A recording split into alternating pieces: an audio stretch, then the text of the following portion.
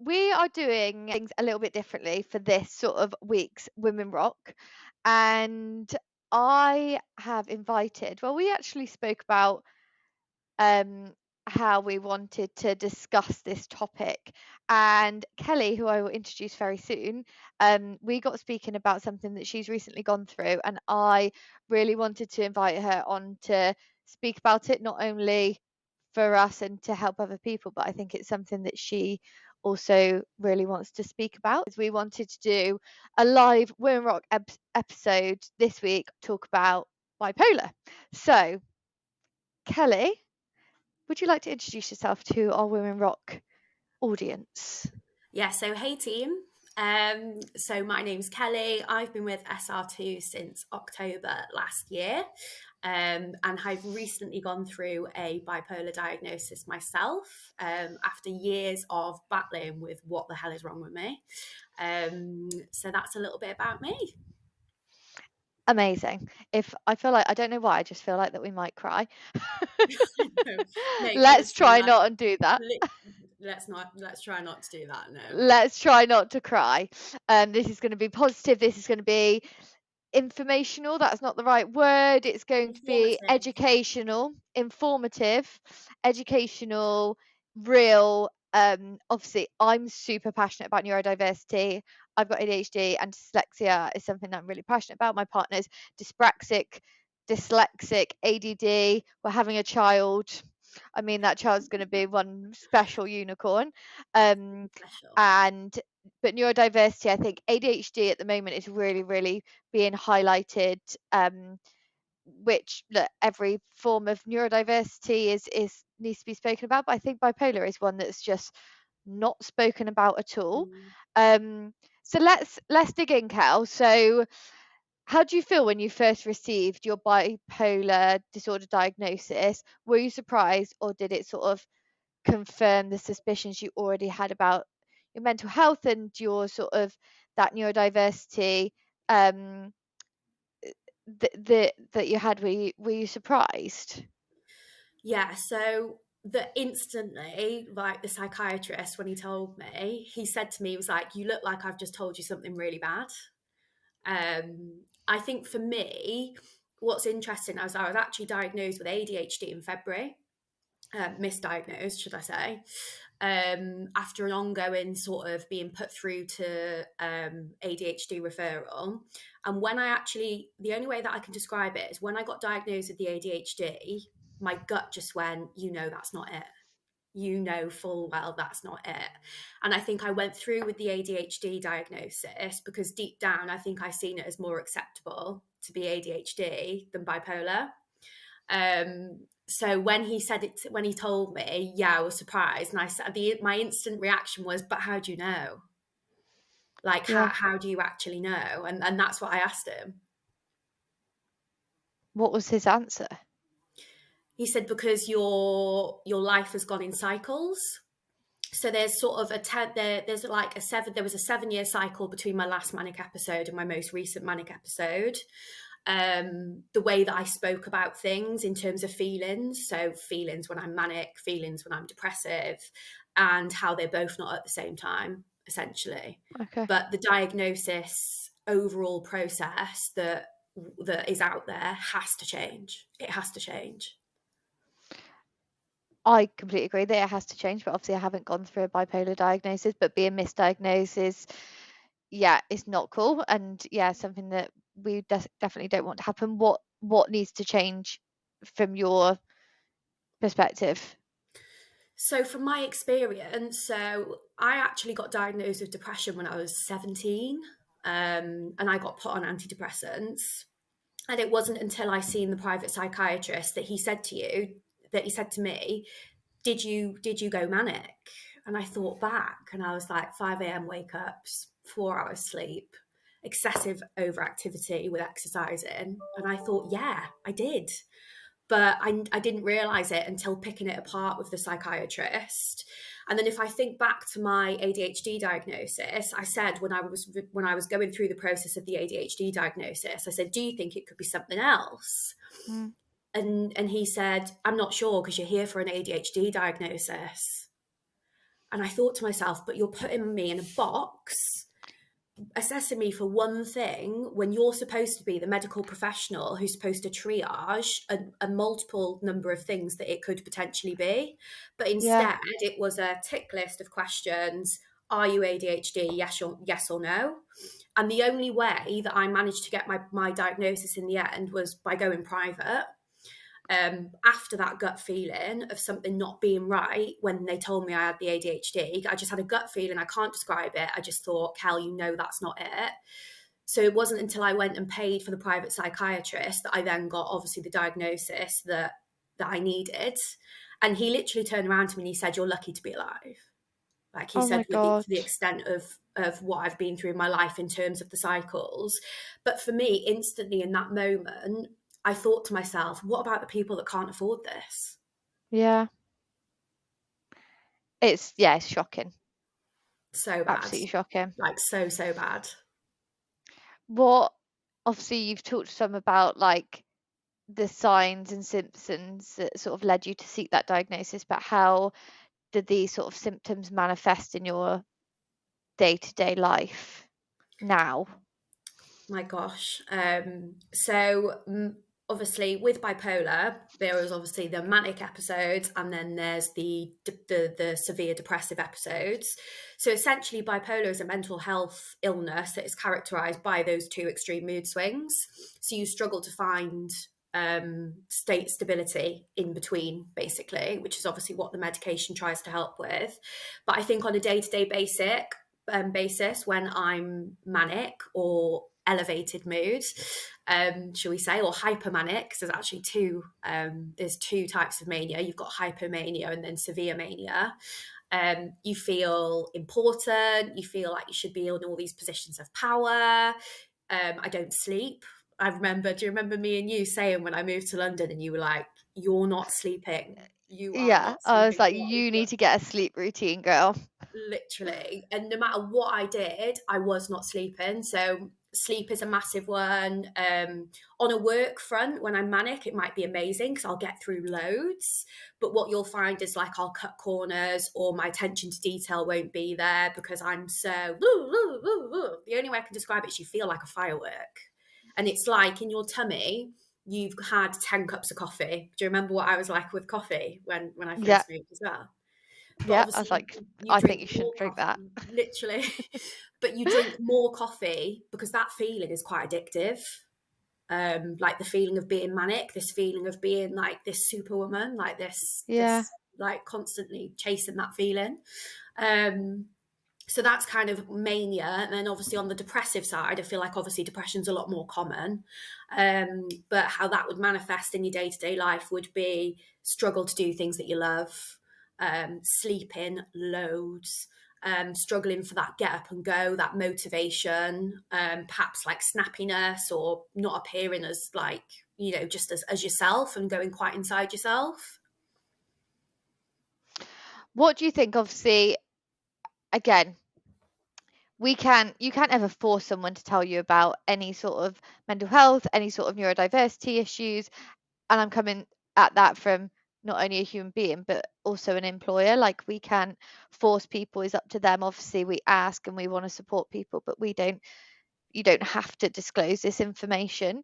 Mm, But I think one thing with you, and obviously I'm really passionate about neurodiversity, so I can spot traits on people when it comes to, yeah, probably mental health issues, or just because I've been through so much sort of in my life and myself personally, going through my own diagnosis, going through, yeah, family bits and pieces, that I knew there was something. But I think that we're sort of unique in that sense that I'm able to spot that where most employers can't. And that's mm, probably going to be a question, because I think a lot of people that might listen to this might be maybe people in HR, head of people, or founders, or obviously we work in tech, so let's say CTOs, and they might be thinking, oh, how can I help employees? I mean, I think, and you tell me if I'm wrong, that obviously since you've come out with this, we've given you a huge amount of support, yeah. and always will do. But what do you think like companies can do to help folk with mental health, bipolar, neurodiversity, autism, ADHD, you name it. What do you think employees can do? I think if there's traits there, encourage them to talk to someone.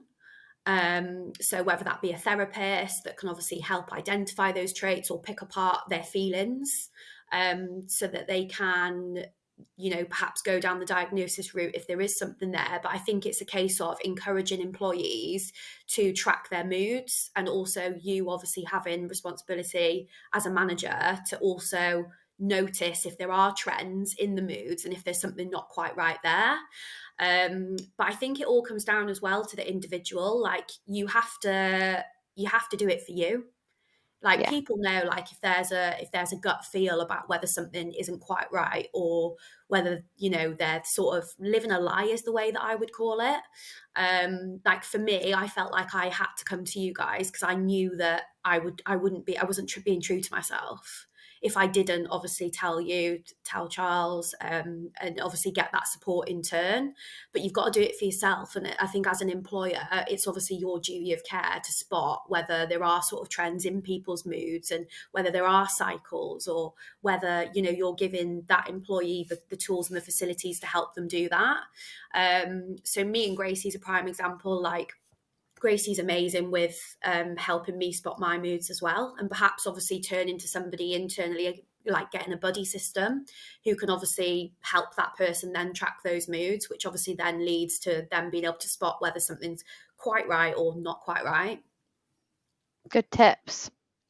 What Obviously you've gone through, I know you've gone through, well, still going through sort of a treatment plan. How have you been working with your sort of doctors or psychiatrists who you're speaking to now to sort of develop a treatment plan that works for you? And what kind of like interventions have you found most useful? I know you're massively into like meditation, Yeah. and mindfulness and all of that, and obviously exercise. But yeah, what works for you? So I think it is all down to like what makes people happy in general, in terms of what is helpful in an instance where you are neurodivergent or bipolar. And it is exercise. It's a massive one, obviously. As we know, it's our brain's way of releasing tension or producing serotonin. So definitely exercise, anything well-being related, whether that be meditation, yoga, anything that makes you stop and reflect within. Journaling, obviously my journal pages lately have been absolutely off the Richter scale. I could basically write a book. But getting those feelings down on paper helps you obviously in turn process where you're up to, but also as well look back on how far you've come. So journaling's a Mhm. massive one, and I hope to release a book one day with my learnings of the last couple of months in having going through the bipolar and navigating the journey myself, because you wouldn't believe the lack of material on the market. Because what shocked me the most was your psychiatrist doesn't really give you a treatment plan. He just gives you a diagnosis and then gives you the medication, and the rest is yours to navigate. So I'm actually publishing something at the moment called a wellbeing plan, which is whereby I'll give to my employer a wellbeing plan in terms of if they see Kel being manic, if they see Kel being depressive, what I know helps. And I've made that in my most normal state, which I can then refer back to. And I highly recommend anybody else who's neurodivergent or bipolar does the same for themselves. Because you can only determine what's right for you in those states when you're normal. Mm. I'm so excited to read this plan. I I didn't know know. you were doing this. Yeah, You well, I haven't. secret little squirrel. I've not really been very vocal, like about anything, when it's come to this journey, because I've been fully digesting it myself. Yeah, of To be honest, course. but like when I read back through my notes, so when I went on my wellbeing retreat last week, when I read back through my notes, I was like, Cal, you've learned so much. You could literally write a book for somebody who does get diagnosed with bipolar and is like, what do I do next? Because there's a severe lack of material on the market to help navigate it. So I've bought a couple of books, but some of them are quite scaremongery. Is that the right word? And Mhm. obviously they only cover the Yeah. extremes. Mhm. Um, Whereas I've had two severe manic episodes in my life, which compared to a lot of people, that's not a lot. Like, I've not been sectioned, I've not been hospitalized, so that wouldn't be classed as severe. But then on the flip side of that, the detrimental effects have been severe. I mean, I put an offer in on a house and pulled out the offer. I left a 6-year relationship who was the love of my life. Like, the cost for me personally have been massive, but the costs in terms of, like, from a hospital point of view, they haven't. Yeah. And look, I think another thing I bet that's missing is tell me how old you are. I forgot. 28? 29. 29. I bet there's hardly anything on the market for a 29-year-old single female living in London who's just got a bipolar diagnosis, right?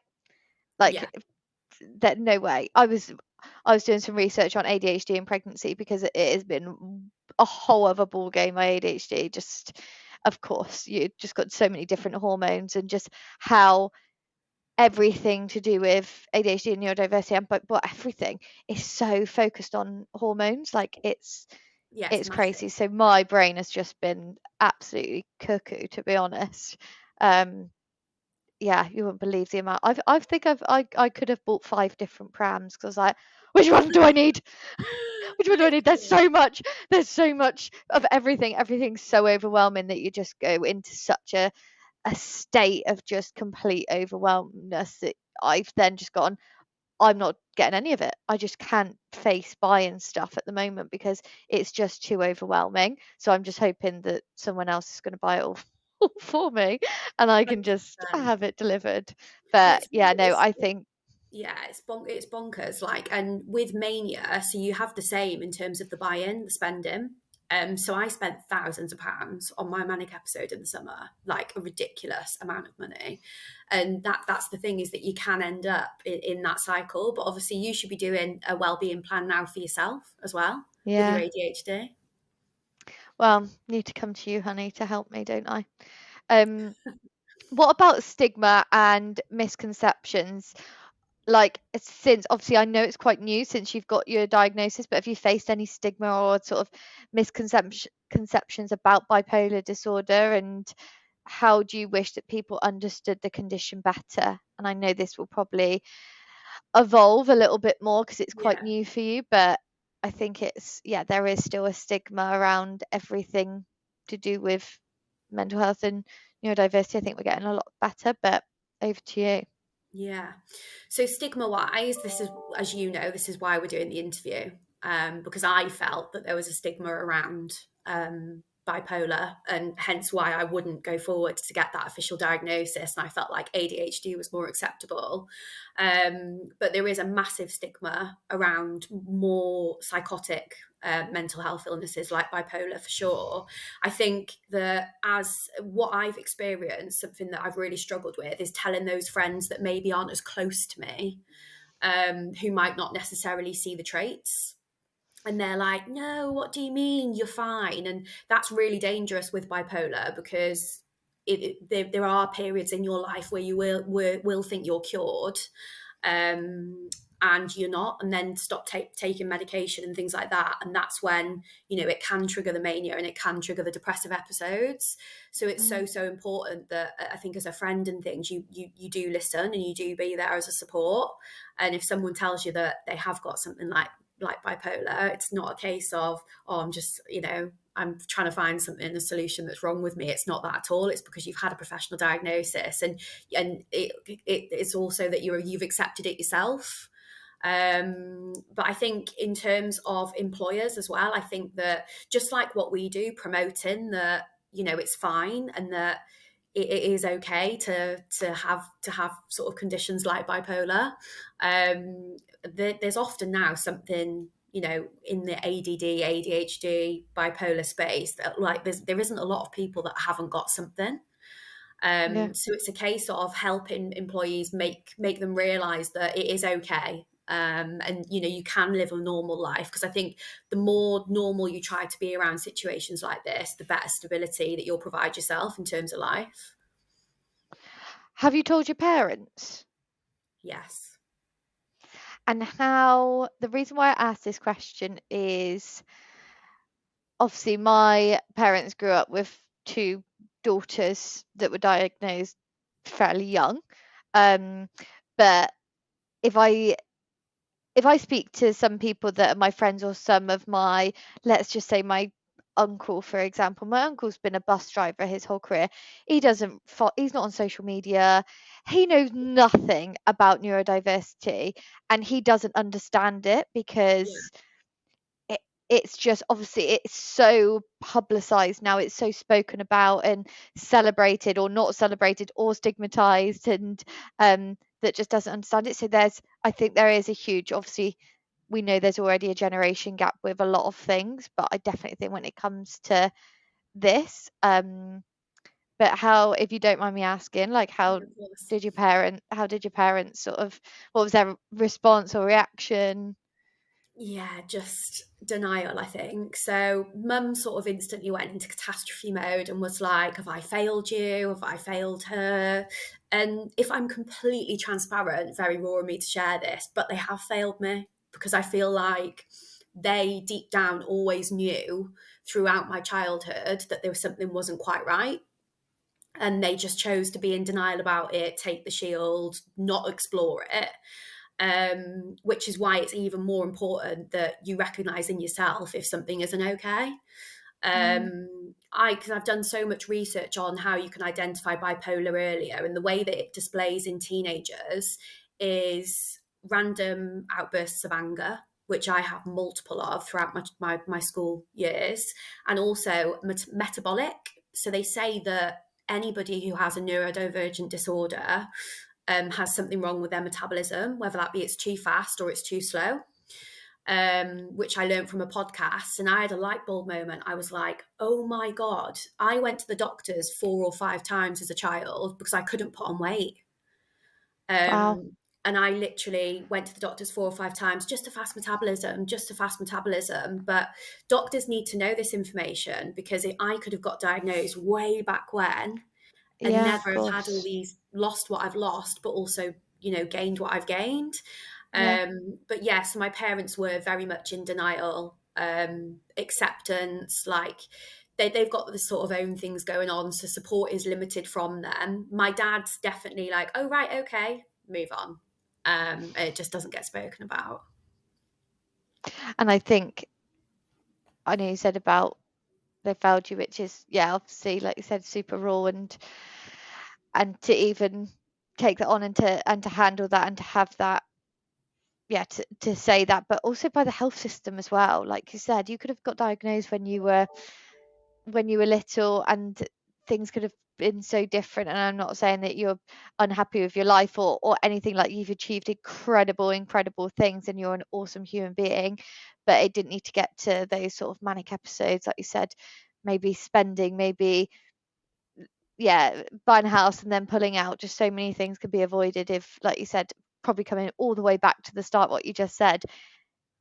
Everything needs to change when it comes to diagnosis and care, and the whole sort of healthcare system when it comes to diversity and mental health, for sure. And I know you're not alone. Yeah. What about, I know you've just had an amazing trip, last minute trip, which we'll get onto, um, out in Spain, yoga, meditation, complete wellness. Would you say, yeah, what are your coping strategies? So definitely meditation, 100%. Like you have to, with bipolar, you have to, or sort of probably any neurodivergent sort of disorder, you have to know when it's your bipolar talking, or your ADHD talking, or when it's Kelly talking, for example. So meditation allows me to sit within myself and know how I'm feeling. Is that a bipolar thought? Is that a Kelly thought?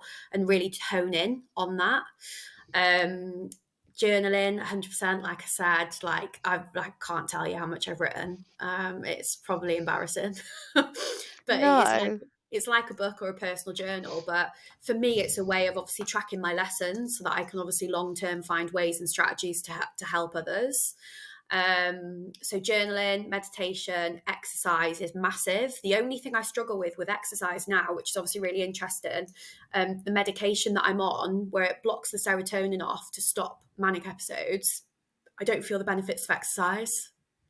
So, Yeah. like when you go Wild. for a run, I don't get that runner's high anymore or anything like that, which is insane. And that's something that I'm navigating, because when you feel like that after a run, that's why you do it, right? But right now, Yeah. for me, the struggle is want to do it because you don't feel the benefits. Do you Um, miss that feeling? 100%. Yeah. Yeah. What you've learned, and I think the later that people get diagnosed with bipolar, you learn to get addicted to that feeling of mania, because nothing else matters, just you. Like, you are like the main character in your life. You feel important, you feel buzzed, you feel hyped, but then in the background you're making a load of errors that are really going to cost you when you come down from it. So the earlier that we can get the diagnosis for somebody with that, the less they'll be reliant on that buzzy feeling. Yeah. I just can't wait for the book. Bring I on the can't book, wait. Yeah, Cal. I'm You've got literally so much good stuff that look, and I know that you're obviously navigating this. It's only this year you got the diagnosis. literally like 6 weeks ago. Exactly. So there's so much that you're still navigating, understanding, that you're gonna learn over probably years to come. Yeah. Um, but is there anything else that you want to add that maybe we haven't spoken about or covered? I don't think so. I just think it's so important that if deep down you know there could be something not quite right within yourself, to explore it, and don't take one diagnosis for an answer as a silver bullet. If you know in your gut that it could be something else, explore it, because chances are it is. Don't take one diagnosis for an answer. Don't take no for for an answer, and explore it as soon as possible. Because if I could go back and rewind to some phases in my life that might not have got me to where I am today in terms of what I've lost, but also what I've gained, I 100% would. So just make sure that if there's something not right, you explore it, and you get it double checked, triple checked, until you're satisfied with what you've heard. Woo!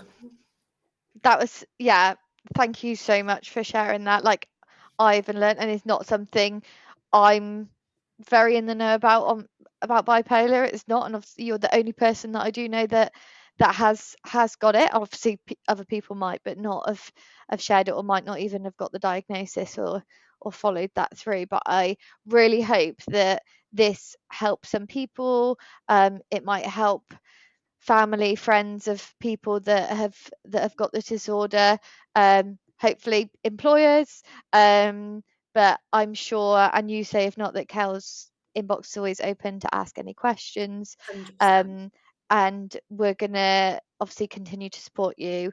And thank you so much for sharing this. I know it's a very vulnerable thing to speak about, but really appreciate you, yeah, spending the time. I hope that it was good for you, and yeah, we'll share this and get people hopefully just understanding a bit more and speaking about bipolar, because it's something that should be spoken about. Definitely. Keep rocking, honey. Keep Thank you, rocking. honey. And you.